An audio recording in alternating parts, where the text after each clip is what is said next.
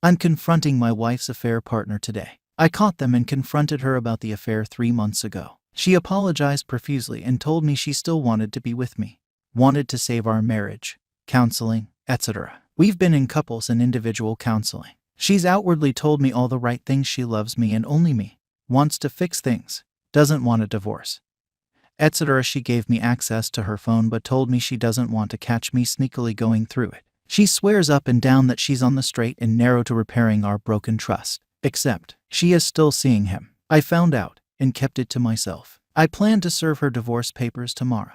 But first I'm going to confront her AP to see what other lies she's been telling me. I know they've talked on the phone a dozen times since I found out and told her she had to go no contact. She swears she hasn't been in contact with him.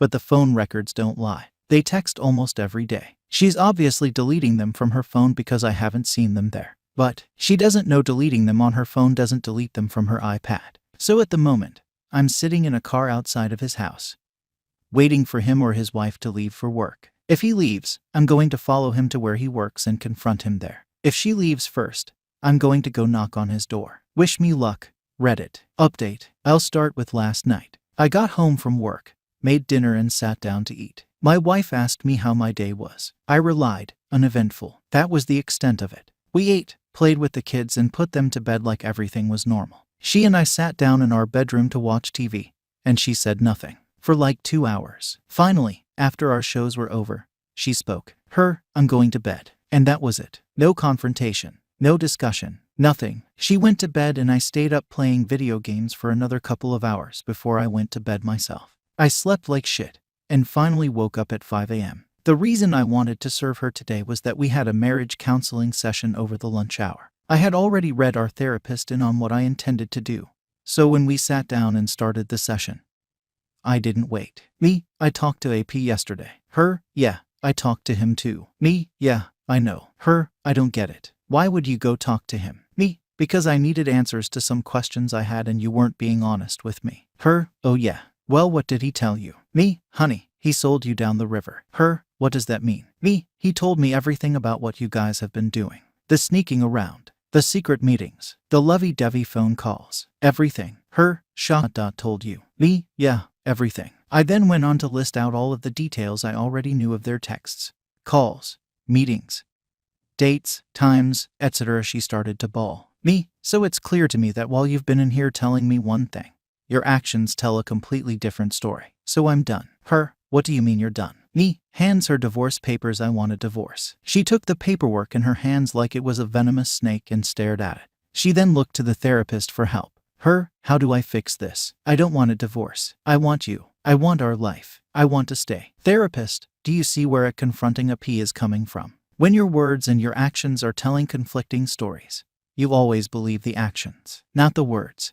Your actions have told me all I need to know. How do we move forward from here without fighting, without vitriol, without dragging our children through the mud? The rest of the session was surprisingly cordial. There were a lot of tears on both sides. I expressed how betrayed and angry I am that she would continue this affair behind my back, thinking of me as the lovable idiot who would never know. She cried because her entire life as she knows it is ending. I told her I cut off her money supply, that she can use half of what we have to hire a divorce attorney. I told her she cannot live in our home anymore. She will need to go stay with family or friends. I told her I was done, and that there is no chance for reconciliation. She cried more. When we walked out of the appointment, she grabbed my hand and made another last-ditch effort to garner my forgiveness. I pulled my hand away and told her in no uncertain terms that was done, and I did not want her in my life anymore. She fell to the ground, sobbing. I walked out the door and left her like that. As I drove away from the therapist's office, I called AP's wife and left her a voicemail,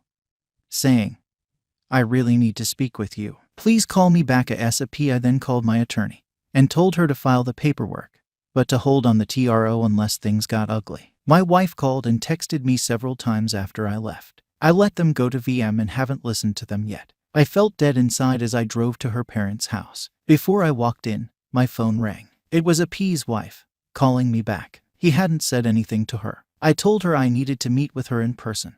Could I meet up with her in an hour? She said yes, and we set a place and time. I walked into her parents' house and told them everything. Her mom started to bawl immediately. Her dad sat there, stone-faced. I told them that I love her and I tried to make it work, but that I refused to stand there while she continued to cheat on me behind my back. They were so totally shaken that it was hard to gauge their feelings. I told them that I wouldn't slander her or spread the truth around our friends and family, but that they needed to know the truth about why we are divorcing. I told them that I don't expect them to support me in all of this, and frankly I want them to support her because she's going to need it. This all goes back to my kids. If she cannot afford a decent place to live, I don't want my kids living in squalor during the time they spend with her. Her parents can, and will, support her financially. I told them I loved them, and that I would miss our relationship. Her dad and I shook hands and I hugged her mom before I left. Then I drove to the meeting place to meet AP's wife. I'm sitting in the car now, waiting for her to show up. I plan to tell her,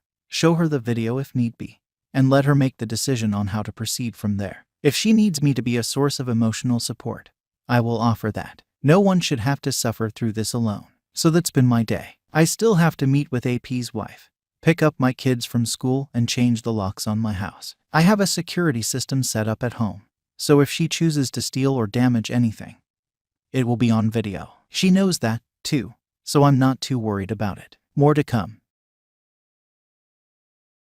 How I moved on from my ex. I was asked to post my story by a friend. He said it would give people suffering through infidelity hope. I met my ex, Kara, in early 1994. We clicked fast. We introduced each other to our families and friends within a month.